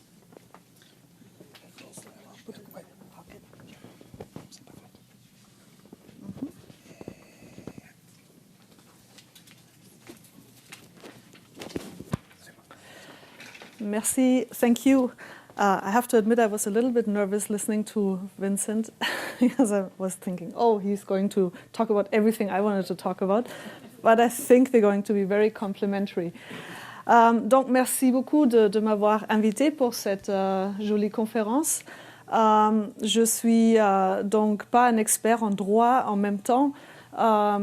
Au fil des années, on se rend compte, si on travaille dans le domaine de l'inclusion, toute la base du travail qu'on fait est sur la question de droit, de reconnaître des droits des enfants en situation de handicap, notamment dans mon cas dans mon cas de recherche. Et donc, oui, il faut revenir vers les questions de droit, évidemment, pour faire bouger les choses. Donc, je vais parler aujourd'hui du cas de ces enfants-là, avec, j'espère, qu'en conclusion, quelques aspects pratiques, peut-être, qui vont nous donner quelques bases de réflexion. Donc, il y a évidemment des contextes légaux au niveau international qui nous donnent un peu de direction dans les questions de droit. Donc, à la fois la Convention internationale des droits de l'enfant, la CEDE, et de l'autre côté, la Convention relative aux droits des personnes handicapées, qui est plus jeune, qui est de 2006. Mais quand même, je me suis rendu compte en préparant la présentation que ça fait 10 ans déjà et il y a encore beaucoup de travail. Donc, enfin bon. Donc, les questions sur le droit des enfants en situation de handicap, on a beaucoup à faire à des questions de vulnérabilité et d'incompétence. Et en fait, le travail que j'ai fait depuis un certain nombre d'années maintenant, veut montrer en fait que ces questions-là, en fait, assez souvent vont à l'encontre des droits des enfants en situation de handicap. Et on va en discuter un petit peu. Donc, comme j'ai dit, dans les deux conventions mentionnent les enfants en situation de handicap, mais en suivant des différents modèles de handicap. Et merci à mon prédécesseur de l'avoir bien expliqué, comme ça, moi, j'ai un peu moins à faire. Donc, la CEDE, il y a 3 types de droits qu'on trouve là-dedans. Donc, des droits qui ramènent à la provision, la protection et la participation. Donc, droit de provision, par exemple, de droit des soins de la santé, la protection, par exemple, contre toute forme d'exploitation des enfants. Et finalement, la participation, par exemple, le droit à la liberté de l'expression. Donc, dans la CEDE, il y a le droit à l'éducation alimentaire gratuite et l'éducation secondaire et postsecondaire accessible pour tous. C'est dans l'article 28. Et plus notamment par rapport aux enfants en situation de handicap, c'est l'article 23 qui reconnaît le droit des enfants en situation de handicap à l'assistance et aux soins particuliers dans l'éducation. Donc cet article-là, je l'ai mis ici juste pour rappeler un peu. Donc, il dit un peu plus loin, compte tenu égard aux besoins particuliers des enfants handicapés, compte tenu des ressources financières de leurs parents ou de ceux à qui l'enfant est confié, elle est conçue de telle sorte que les enfants handicapés aient effectivement accès à l'éducation, à la formation, aux soins de santé, à la rééducation, à la préparation à l'emploi et aux activités récréatives et bénéficient de ces services de façon propre à assurer une intégration sociale aussi complète que possible et leur épanouissement personnel, y compris dans le domaine culturel et spirituel. Donc ça, c'est les textes de 1990. Donc évidemment, vous avez vu, donc on parle vraiment des besoins particuliers des enfants handicapés. Donc, dans ce contexte-là, le handicap reste un problème individuel qui peut être soutenu et traité, mais la CDE n'adresse pas l'inaccessibilité du contexte. Donc, comme on parlait tout à l'heure, du modèle social. Il n'y a pas non plus mention de l'inclusion à part entière, mais plutôt l'idée d'accès à l'éducation et aux services, mais on ne parle pas vraiment sur la question où ces services doivent avoir lieu, si c'est dans un contexte général ou spécialisé ou ailleurs. L'autre convention sur les droits des personnes handicapées, donc dans l'article 24, parle du droit des enfants à l'éducation inclusive. Et donc, je ne vais pas lire tout ça, c'est beaucoup de texte, mais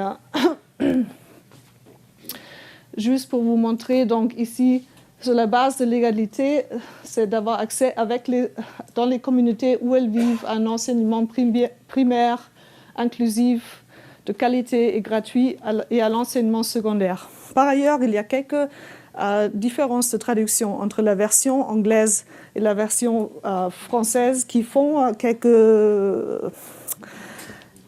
questions sur comment l'inclusion se passe, qui sont des questions assez intéressantes à discuter à mon avis. Parce que dans le texte anglais, on dirait plutôt que l'enseignement secondaire sera inclusif aussi. Mais ça, c'est une chose ce sera pour une autre présentation. Donc, il y a trois modèles différents de handicap dans cette convention. Donc, dans l'autre modèle, il y avait la question médicale. Ici, il y a les droits à la participation, des droits aux services spéciaux et les droits à la protection. Donc, trois modèles différents, médical, protecteur et social.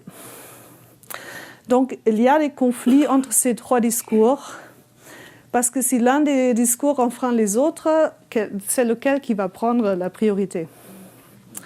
Donc, par exemple, est-ce que si je considère un enfant trop vulnérable, est-ce que je vais enfreindre son droit à la participation?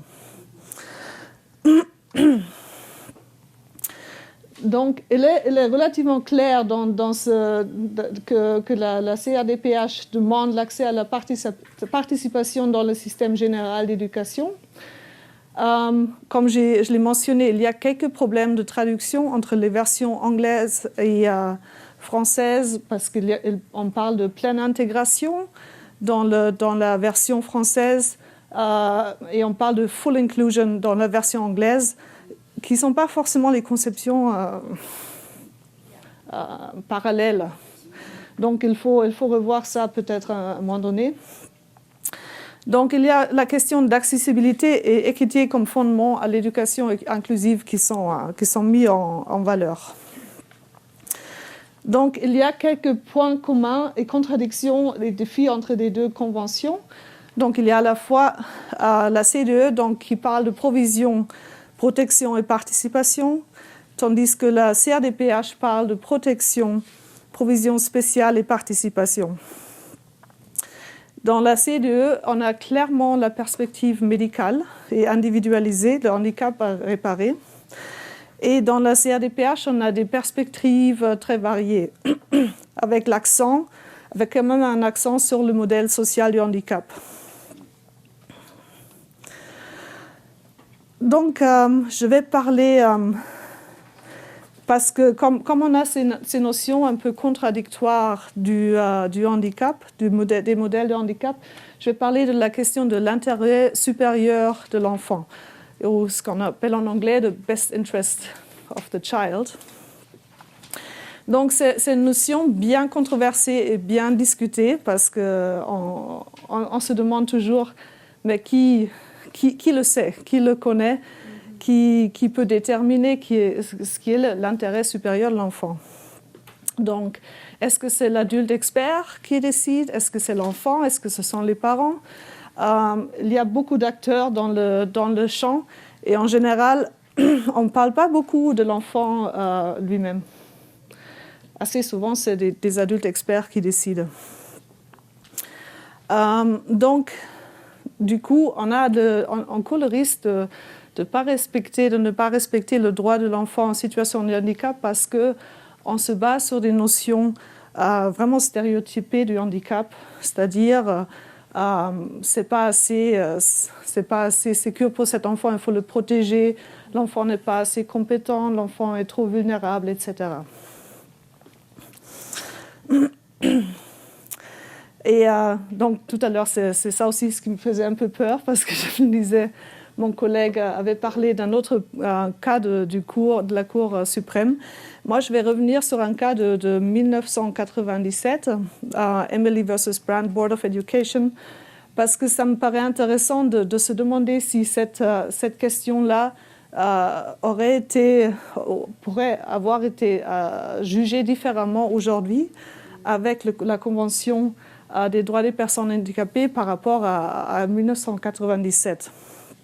Donc, c'était une famille d'Emily dans l'Ontario et la famille a contesté la décision d'enlever l'enfant d'un cadre inclusif et de la mettre dans un cadre plutôt d'inclusion partielle. La Cour suprême, à l'époque, avait confirmé la décision en disant que ses besoins sont adressés dans ce cadre-là. Donc, l'intérêt supérieur de l'enfant avait été respecté. En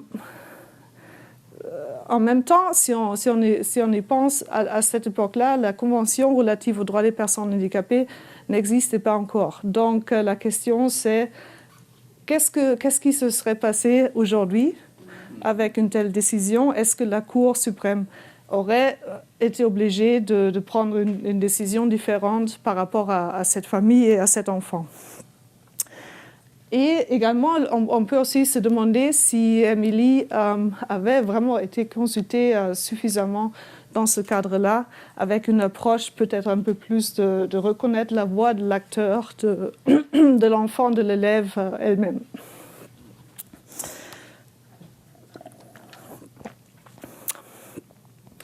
Donc, comment est-ce qu'on va faire?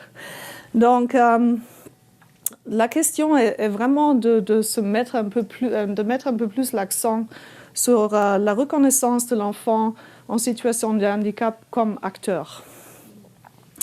On a souvent, quand on parle d'enfant, en général, assez souvent, on parle d'incompétence, vulnérabilité, etc. Et dans ma perspective, quand on parle d'enfants en situation de handicap, quasiment on double cette représentation.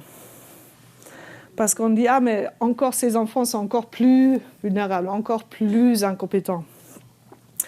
Et donc, dans ma ligne de travail, je me sers de la sociologie de l'enfance pour vraiment défier ces notions de l'enfant passif, qui serait passif, incompétent et vulnérable, et notamment les enfants en situation de handicap. Et surtout, je me heurte à ces barrières assez souvent. Déjà, quand on commence à faire un projet de recherche, parce que tous les comités d'éthique posent justement ces questions-là, n'est-ce pas? Donc, il y a aussi le concept de la reproduction interprétative de Corsaro, qui parle de l'enfant qui reprend les choses qu'il apprend des adultes, de ses réseaux, des relations et tout ça, mais en même temps qu'il y a aussi un aspect très créatif, très créateur sur comment construire son monde et comment percevoir son monde. Donc, la sociologie de l'enfance en soi déjà respecte le droit à la participation dans des processus de recherche ainsi que des processus politiques. Donc, et tout ça, ça servira pour nous, les éducateurs et les adultes, qui s'appellent experts, de mieux connaître les réalités de l'enfant et de changer le contexte pour mieux répondre à l'exigence des droits de l'enfant. Donc, si on parle de reconnaissance des droits, il me semble qu'il y a deux auteurs, notamment que j'ai mentionné ici, avec un peu de manque de temps, auxquels il faut se référer. D'un côté, c'est Axel Honneth qui parlait de les droits, en fait, sont seulement une partie de la reconnaissance d'un être humain. Donc, il y a un niveau plus individuel qu'il appelle amour ou relation. Puis il y a le niveau légal des droits. Et puis il y a le niveau de la solidarité sociale. Et il me semble qu'il faut vraiment tenir en compte des 3 niveaux pour vraiment réaliser les droits de l'enfant ou des enfants en situation de handicap. Nedelsky, il parlait des conflits de droits en concurrence. Donc, qu'est-ce qu'on fait si on a des droits en concurrence, en compétition, comme je l'ai dit tout à l'heure, entre l'enfant est trop vulnérable, on ne peut pas le faire participer parce que c'est pas assez, on va le mettre en danger ou des choses comme ça. Donc, lui, il dit qu'il faut examiner les valeurs humaines en question. Deuxièmement, déterminer les types de relations à créer pour ces valeurs. Et troisièmement, déterminer si les versions en concurrence du droit structureraient les relations d'une façon différente. Donc il faut vraiment analyser les relations, comment les relations sont structurées entre, dans notre cas, les enfants et les adultes et les structures dans lesquelles on les fait grandir. Donc il est vraiment important de prendre en compte les relations parce que, et on le sait avec encore Corsaro, on sait que les enfants vivent dans des réseaux, des relations de famille, des générations ou des pères. Et avec d'autres, ça c'est seulement les 3 les plus importants, il semble. Davis et Watson, eux aussi ont parlé du besoin de coopération entre l'enfant et l'adulte dans les contextes éducatifs. Donc, si on parle de l'école, qu'est-ce qu'on fait dans les écoles? Donc, moi, je viens de la Nouvelle-Écosse, donc près du Nouveau-Brunswick, et la Nouvelle-Écosse n'a pas une politique aussi longue de l'inclusion, mais quand même une politique qui date de 20 ans, de 1996. Et donc, on n'a plus de salles de classe ou d'écoles spécialisées dans la Nouvelle-Écosse. En même temps, la question qu'il faut toujours se poser, c'est est-ce que la quantité de l'inclusion, donc est-ce que mettre tout le monde dans la même classe, est-ce que ça correspond à la qualité de l'inclusion? Et évidemment, c'est une question un peu rhétorique. Il faut aller plus loin.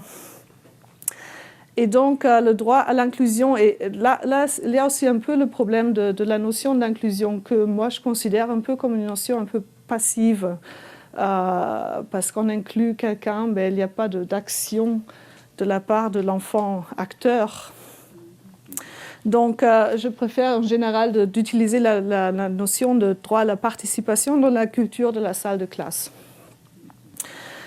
Et donc, la recherche, elle sert donc, dans le domaine pour élargir des connaissances sur le vécu de l'inclusion des enfants en situation de handicap dans la salle de classe. Comment ils vivent cette inclusion, comment les enfants se font des amis, ou se font rejeter, ou se font accepter, ou se font une place dans la salle de classe ou pas. Donc, et comme un petit moyen qui peut servir à améliorer ces pratiques, il y a l'outil, peut-être que quelques-uns d'entre vous le connaissent, c'est l'Index for Inclusion, qui est un outil qui a été développé en Grande-Bretagne et qui offre du matériel pour auto-évaluer les cultures politiques et pratiques scolaires au sein d'une école. Donc, et ce matériel-là est destiné à impliquer toute la communauté scolaire dans l'inclusion et dans les pratiques scolaires, et pas seulement des adultes les enseignants qui essayent de faire de leur mieux, par exemple. C'est vraiment d'impliquer tout le monde. C'est les enseignants, les élèves, les salariés qui ne sont pas du personnel pédagogique, et les parents, ainsi que la communauté environnante, et les enfants, eux-mêmes, évidemment. Donc, ce matériel-là contient des indicateurs. Et en fait, est composé de questions qui demandent à la communauté scolaire comment ça se passe dans cette école. Qu'est-ce que vous faites? Qu'est-ce que vous ne faites pas? Qu'est-ce que vous avez déjà obtenu jusqu'à aujourd'hui? Et donc, du coup, ça permet à la communauté de développer un plan, de devenir plus inclusif, de développer des pratiques qui marchent mieux pour tout le monde, qui réduisent le harcèlement, etc., etc. Et le Index for Inclusion, il contient aussi des questions très précises par rapport aux droits humains, au respect des droits humains dans l'école précise. Donc, en conclusion, il est vraiment temps de devenir un peu plus sérieux sur le respect des droits des enfants par rapport aux pratiques inclusive, parce que c'est vrai, on en parle depuis très très longtemps. C'est pas un discours nouveau, il y a beaucoup de choses qu'on sait depuis très longtemps. Donc, il faut revoir les relations sur lesquelles on continue à fonctionner. Donc, comment est-ce qu'on va respecter et reconnaître que chaque enfant est un acteur et a quelque chose à contribuer dans sa communauté scolaire?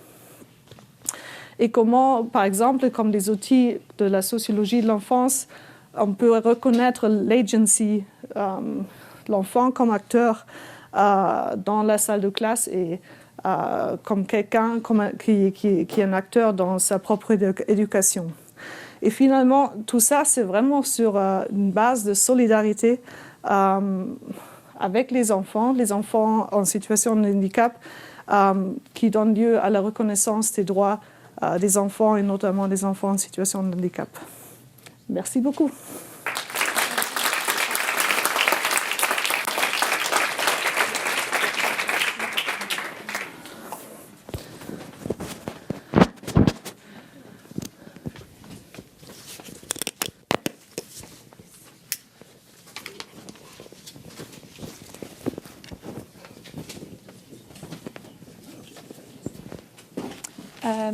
Merci beaucoup, Cornelia. Je pense qu'on va avoir beaucoup de matière pour la discussion pendant le panel, la période de questions, certainement sur l'inclusion. En tout cas, on a encore un conférencier avant la pause. C'est Richard Maclure,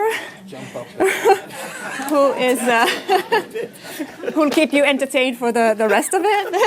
He is a professor at the Faculty of Education here at the University of Ottawa. He holds a PhD from Stanford University. He's done he has extensive experience working and doing research in developing countries, different ones, El Salvador, Nicaragua, Senegal, Nigeria, Burkina Faso, and so on, where he's done research. He still does research. He's worked as a teacher. He's worked in development, for example, for Plan International, IDRC, CEDA, UNICEF, WHO, the World Bank, and you name it. So, and now he's going to talk about school safety and pedagogy of participation. Okay. Merci beaucoup. Oh, what do I do here?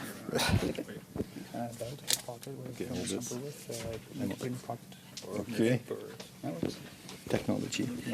And you're going to use your glasses for... Yeah. Have to read.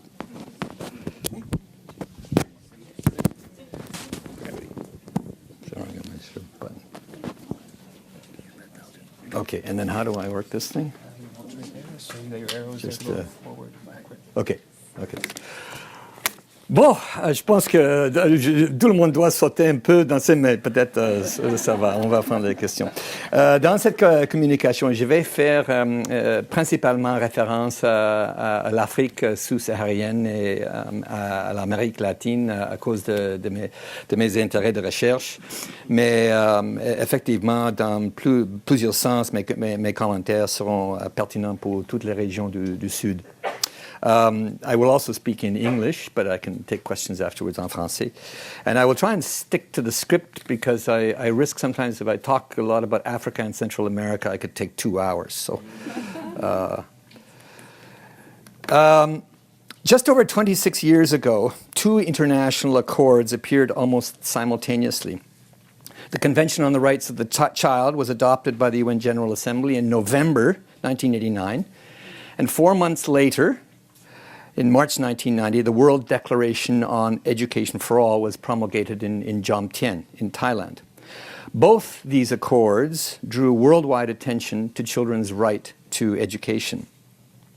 Of the 54 articles of the convention, the CRC, the longest two focus specifically on education, and they touch on specifically two of the three so-called Ps that the so-called 3 Ps that Madame Schneider referred to: the provision of services and also protection.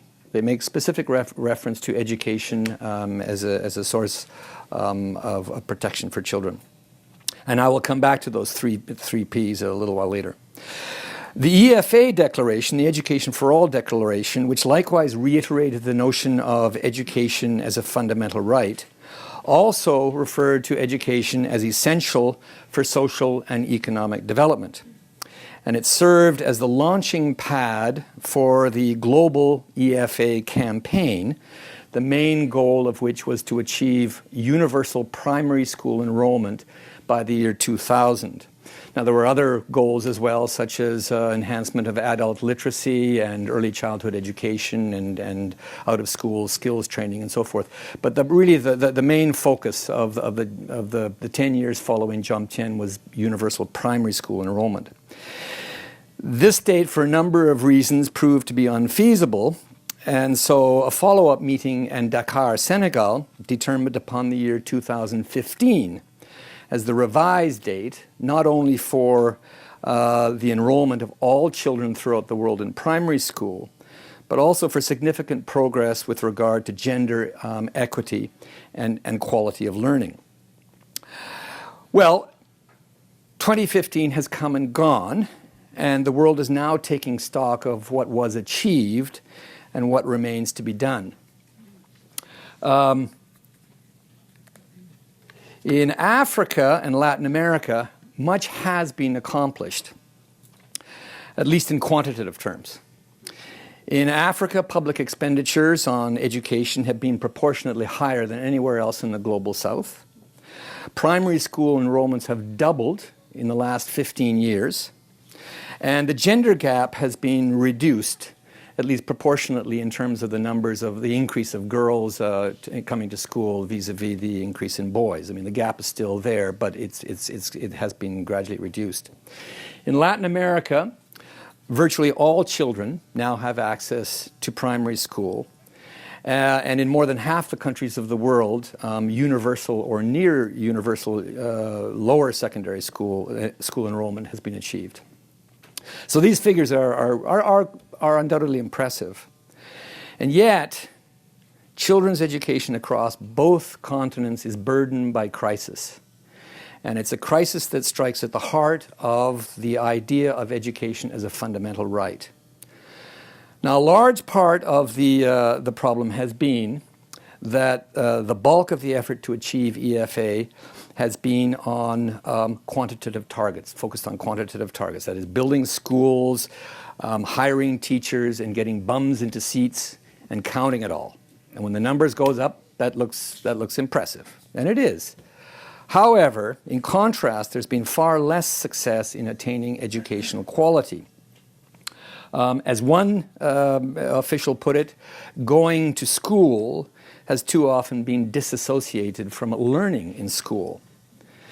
Now, the main factors that are commonly attributed to poor quality education are lack of teaching and learning resources, and the inadequacy of teachers' qualifications and training, poor salaries, poor living conditions, and so forth, particularly in rural areas.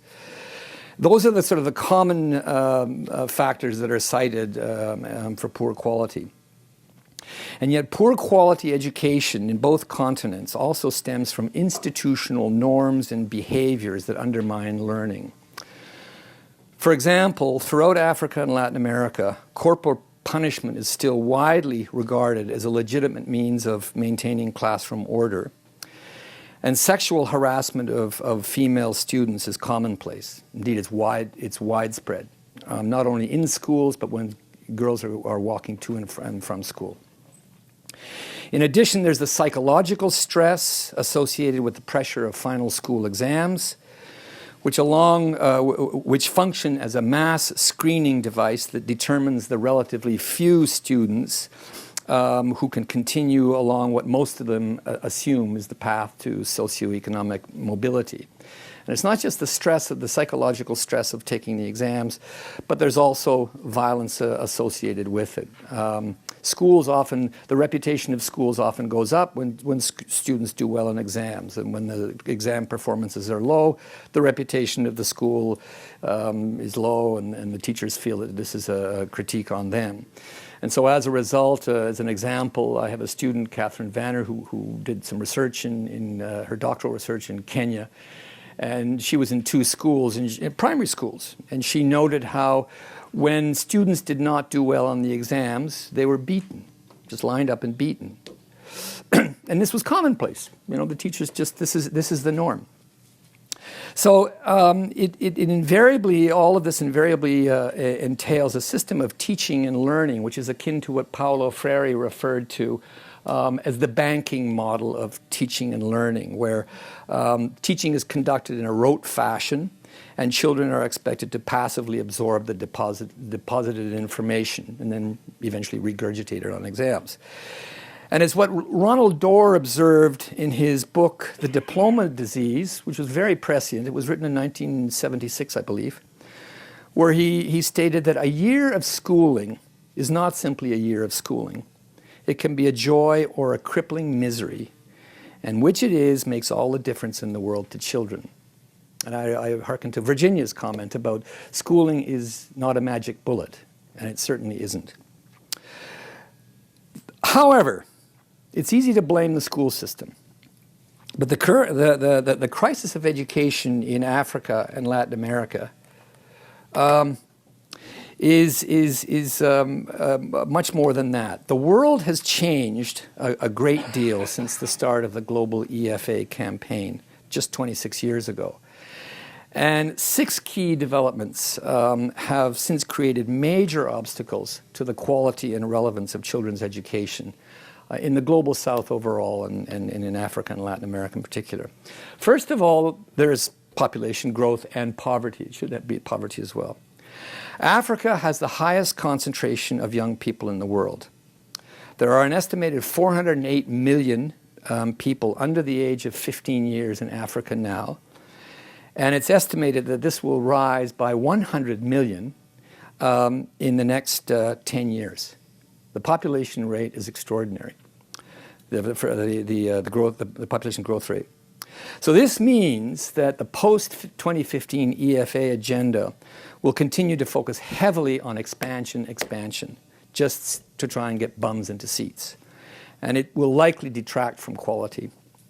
Now, in Latin America, there are fewer children overall, about 158 million, and the rate of the population growth is much less. But millions of children live in abject poverty, and more of them are coming into urban areas, and a lot of them are just in the streets. A second change, technological. 26 years ago, when the Jomtien conference was being held in March, I was in Benin. I was working for IDRC, and I had to send them a message right away. And I was in the hotel, and I went down to send a telex. And the person said, no, we don't have telex anymore. We have something called a fax. So she showed me how to do the fax. So I type it out. I give her this sheet. Goes through. I watch it for about a minute, and then it comes out, and she hands it to me. And I said to her, do they have this? Yeah.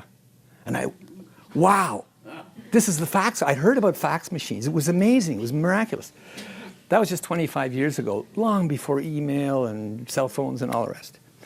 Now, ICT has become an integral feature of everyday life in Africa and Latin America, especially with the ubiquity of cell phones. ICT as a vehicle of learning, however, is situated only in very well-to-do schools. For most schools, the vast majority of schools, ICT for learning is out of reach. And they remain locked in the technology of old textbooks, and they are often very old, pencils and paper, if they're lucky. A lot of kids in rural areas still use the ardoise. And, of course, rote teaching. Third, the decline of international aid for education for all. For a variety of reasons, economic downturn, donor fatigue, shifting priorities, and so forth. Since 2008, promised international aid for EFA has steadily declined. And by last year, there was a $38 billion finance gap for primary and lower secondary education promised from that wasn't forthcoming. So as the 2014 EFA Global Monitoring Report observed, aid cuts threatened to pull the rug from entire education systems in some southern countries. Fourth, youth joblessness and unemployment. In Africa, 11 million youth are estimated to enter the labor market every year, but the vast majority can only find work, if at all, in low-paid family farms and household enterprises. And in Latin America, young people represent almost half of all those who are unemployed. And of those who do find work, 6 out of 10 approximately find work in very low-paid, the informal sector, which has no protections and rights. And although lack of skills training is sometimes regarded, or often regarded, as a barrier to youth unemployment, the phenomenon of educated employment, that is school leavers and even young people coming out of higher education, is often a major problem as well. The fifth external problem hindering EFA, weak systems of state governance. Now, one has to be very cautious about generalizing, but generally the ability of central states in Africa and Latin America to govern effectively, i.e. for the benefit of all people, has been hampered by weak systems of taxation, weak and politicized bureaucracies and legal systems, shortcomings of democracy, corruption and lack of accountability, and a preoccupation of governing elites to maintain skewed power arrangements and really to avoid structural change at all. And so for these and other reasons, quality education and indeed children's rights overall have not been priorities of most governments. And sixth, rising tides of violence. In some parts of Africa and Latin America, organized crime and insurgency movements have seriously undermined systems of governance and the rule of law. They've been fueled by the trafficking of small arms. The production of guns, for example, is extraordinary. A lot of it coming from Europe and the United States down into Central America. And these forces of violence have overwhelmed large numbers of children. I was listening last night to a CBC interview on the radio with the UNICEF representative of West Africa. And he was talking about the ravages of Boko Haram now in northeastern Nigeria, Niger, and Chad. And the numbers are quite staggering. Northern Nigeria, Borno State, is where I first started teaching. And foreigners are no longer, they're strongly advised not to go there. Last year, Boko Haram blew up, or it was a suicide bombing, in a secondary school in Potiskum, where I was a teacher. When I was a teacher, 35 years ago, it was the most peaceful place in the world. It was incredible. You could walk around, you could go to the market. Foreigners can no longer go there, and local people are fearful to go into the market because they're fearful that a girl, will blow herself up. That's how bad it is there and in many other parts of the world. Even in contexts that are more stable, restraints on the abuse of children are seldom in place, and even and they're rarely invoked. And many critics argue that this really relates to the impunity of entrenched patriarchal power structures. So, in this context, the international community, which is a euphemism for governments, international organizations, and NGOs, is now engaged in deliberations concerning the next round of the global EFA agenda, the post-2015 round, with its target year being 2030. Oops. According to UNESCO, which is the coordinating agency of the EFA campaign, these deliberations are informed by the following themes and priorities. And you can see them for yourself. I won't go into details at all. But there's a document produced by UNESCO. It's entitled Equitable Quality Education and Lifelong Learning for All by 2030. And so in this document, they refer to the emphasis shifting from access to access and quality. And then you have education for economic transformation, poverty reduction, social justice, individual empowerment, national socioeconomic development, human development, whatever that is. It is defined, but sometimes it's vague. Basic individual needs and so forth. Now, the document also refers to rights-based education for inclusion, for equity, for diversity, for peace, sustainable development. These are all fine principles for international deliberations that are underway and will certainly continue over the years as UNESCO's monitoring reports are published. And yet there's an aura of plus ça change, plus c'est la même chose. These phrases came out in Jomtien, they came out in Dakar, they come out year after year. There's nothing wrong with these phrases, but I think one becomes jaded after a result. And it's like they're all encompassing. It's the discourse of apolitical, conflict-free diplomacy that gives little sense of the need for major structural change. Now, one can argue that this is a sort of language which is required if governments are going to come to the table to talk about these issues in the first place. But it does have this sense of déjà vu. I don't have a crystal ball, but I'm willing to bet that in the coming years, the post-2015 EFA agenda will retain a heavy preoccupation with quantitative expansion, especially in Africa and in conflict-affected zones where educational systems have to be rebuilt. And there's a lot of conflict-affected zones. Actually, achieving quantitative goals is the easy part, especially if resources are available for expansion. Far more difficult will be efforts to enhance quality. And here my assumption is that much of the attention will center on technical measures, such as added resource inputs for curriculum development, for teacher training, for the establishment of links between education, entrepreneurship, and job markets, and for the recalibration of recurrent expenditures on items such as teacher salaries and infrastructure refurbishment.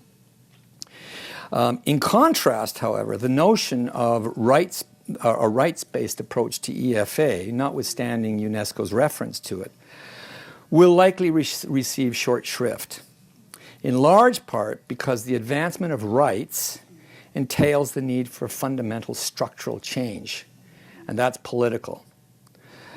In my view, however, this is precisely where there needs to be a shift in the central focus of the post-2015 EFA discourse. For pragmatic as well as moral and legal reasons, the EFA agenda should be much more closely connected to the so-called 3 Ps of the CRC, to children's right to provision of basic services, to the right to protection, and to the right to participate in decisions that affect their well-being.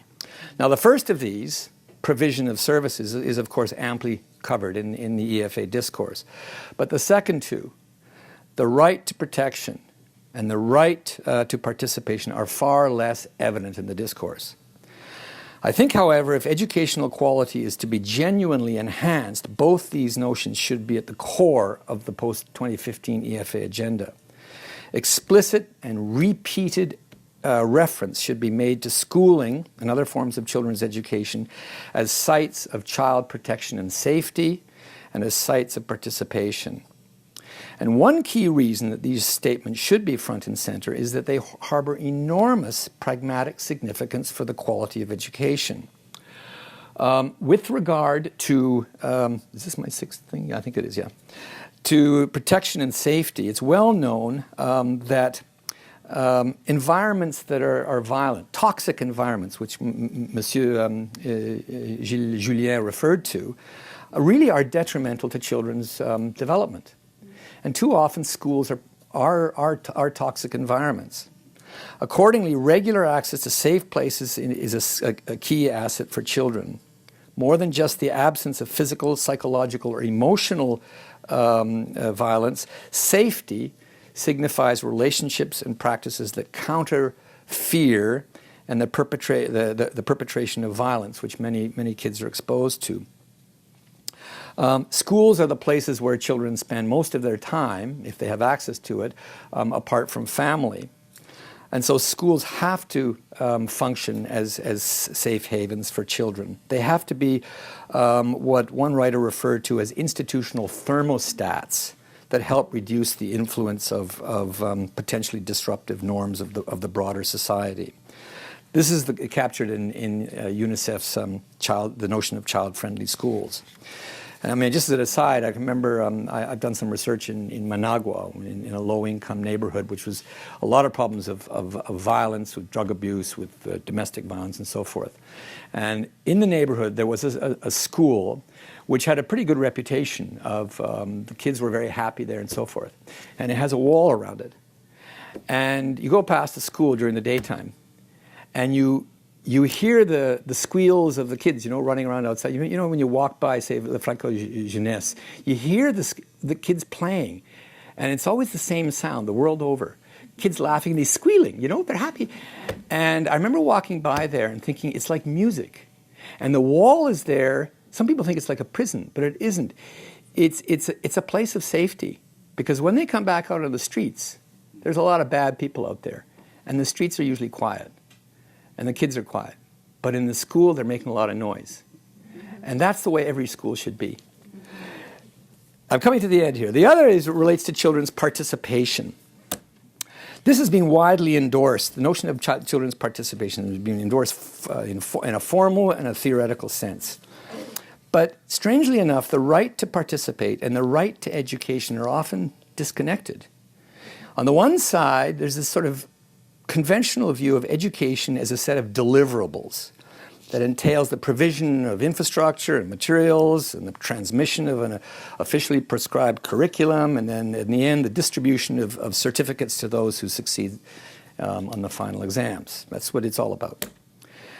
Yet, as overwhelming research has shown, good quality education entails learner-centered agency, with learners functioning as active participant discoverers and practitioners of knowledge, rather than as these passive repositories of information. It's exactly what Raymond was talking about in his beginning remarks.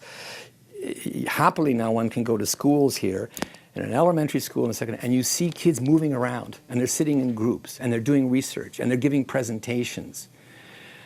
And that's the way it should be all over the world.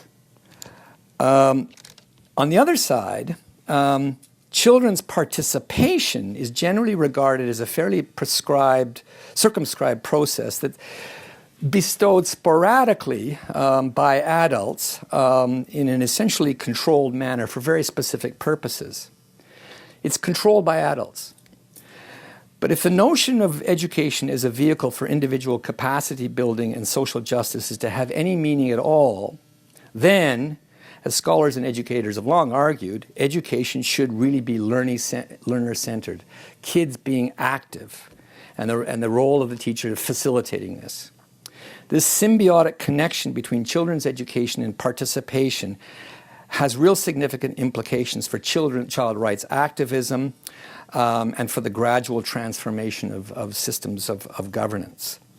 If children can routinely learn by doing the principles and practices of participation in a democratic sense, it's reasonable to assume that they will have gained the skills of critical thinking and dialogue and will more readily adopt these principles and practices in their adult lives. If governance is going to be reformed in many countries in Africa and Latin America, it's going to be reformed by people who are children now. And the best place for them to learn how to do that will be through the participatory activity in the schools.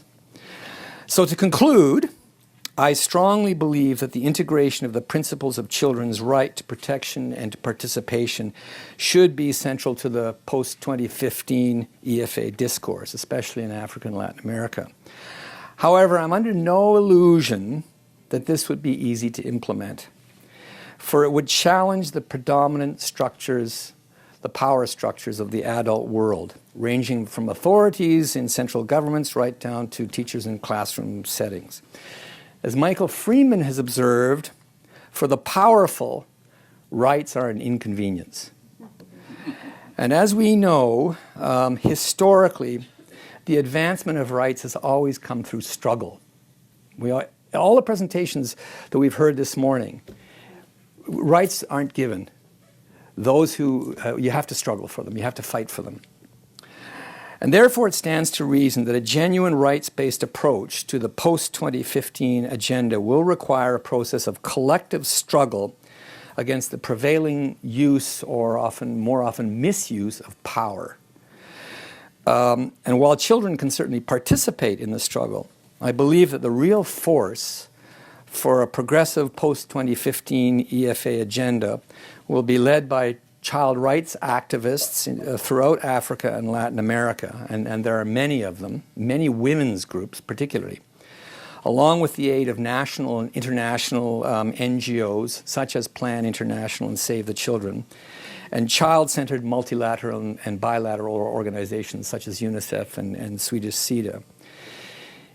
In view of the way that the world is and that the world will be for children, I really believe it's a struggle worth committing to. Thank you.